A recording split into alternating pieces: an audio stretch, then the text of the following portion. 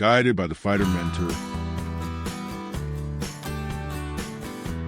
There's a silent way to lose your own life. It doesn't happen when everything goes wrong. It happens when you let small parts of your attention slip away every day without realizing it. It's almost never a major decision.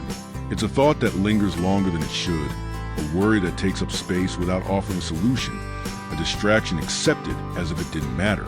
Little by little, these small deviations cease to seem like isolated choices and begin to define the course of your days. And when you finally realize how far you've strayed from what really mattered, the change didn't happen all at once. It was built in silence, one moment at a time. No one wakes up deciding to live a distracted life. It happens little by little. A distraction that's accepted. A worry that's been dwelled on for too long. A decision put off because it seemed insignificant. In the end, it wasn't one big mistake that changed the course. It was hundreds of small concessions. It's curious. Almost everyone protects their money. They protect their documents. They protect their own home. But they give their attention away to anything that knocks on the door of their mind. Few realize that attention is one of the most valuable resources there is, because everything that repeats itself within it ends up shaping thoughts, choices, and behaviors. When it's occupied by endless worries, constant comparisons, or distractions that add nothing, energy begins to dissipate without us even noticing. And over time, it's not just concentration that diminishes. Clarity fades. Decisions lose quality, and the feeling of living on autopilot takes the place of presence. And perhaps that's exactly why so many people end the day feeling tired, without being able to explain why. Because losing energy doesn't hurt in the moment it happens. It slips away silently. First, the ability to stay focused for long periods disappears. Then, simple tasks begin to seem bigger than they really are, little by little. The mind begins to carry a weight that doesn't come from physical exertion, but from the accumulation of small distractions, worries, and unnecessary decisions. When the day ends, the feeling isn't just one of tiredness. It's as if something important had been drained away without you being able to pinpoint exactly when or where it happened. If this makes sense, give it a like, turn on the notification bell, and subscribe to the channel. Discipline begins long before you take action. It begins when you decide what deserves to stay in your mind, because what stays there long enough ends up shaping the way you see the world. That was exactly what someone discovered quite by accident at a neighborhood library. A person would always show up at the same time, just before closing. They didn't go there to study a specific subject, nor to finish an urgent assignment. They would choose a table in the back. They would put away everything they didn't need. They would read just a few pages. Then they would sit in silence for a few minutes before leaving. At first, it seemed like an insignificant habit. To an outsider, it looked like just someone sitting there. But week after week, a subtle change began to take place. Decisions became less impulsive. Conversations became less reactive. The constant feeling of being pressed for time began to fade. Nothing extraordinary had happened. There was simply every day a small space where the mind was no longer interrupted. It's strange to think about it. Most people try to organize their schedules. Few try to organize what captures their attention. And the second choice tend to have a much greater impact on the first. After all, it's not the clock that decides how you'll spend the next few hours, but what manages to occupy space in your mind. When your attention is protected, priorities become clearer, decisions are no longer impulsive, and even the unexpected loses some of its power.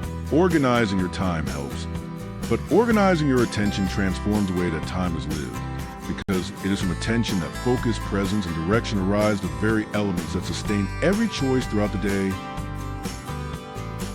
There's a huge difference between information and clarity. Information takes up space. Clarity organizes space. Those who confuse one with the other keep accumulating content without ever finding direction. It was this very same principle that emerged in a different way some time later. Someone had started tending a small community garden between two buildings. It wasn't a beautiful place, nor was it famous.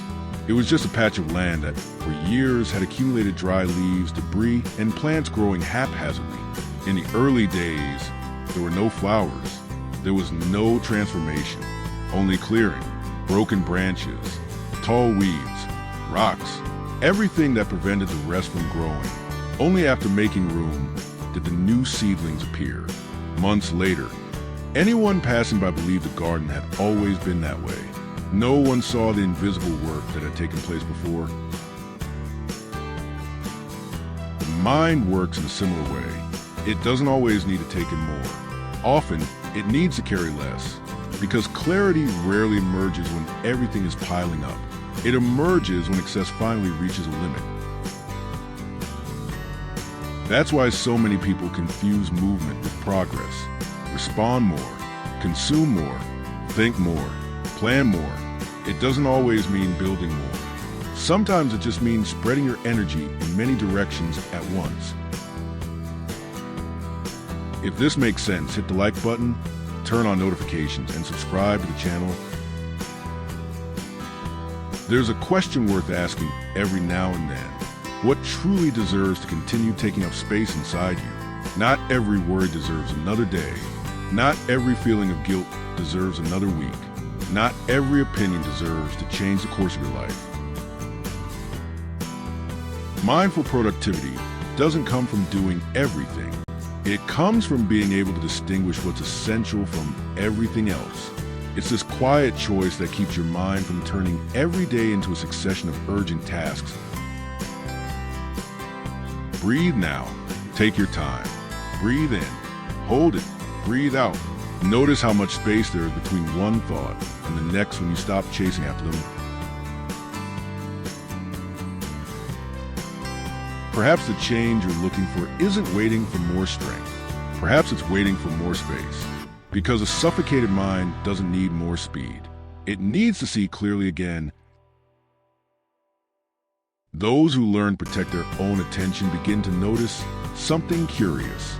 The world remains noisy. The demands continue to exist. The challenges don't disappear, but they no longer dictate everything that happens inside. And that's when discipline stops feeling like an effort. It becomes a natural consequence of clarity. You no longer react to everything. You choose.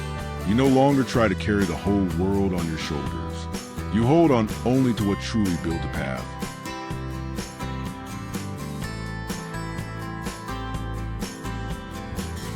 In the end, life almost never changes because of a single defining moment. It changes when your attention ceases to be a place where anything can enter and becomes a place where you decide every day what deserves to remain. It is in this silent choice that your direction begins to take shape. Little by little, thoughts that merely took up space cease to dictate your actions.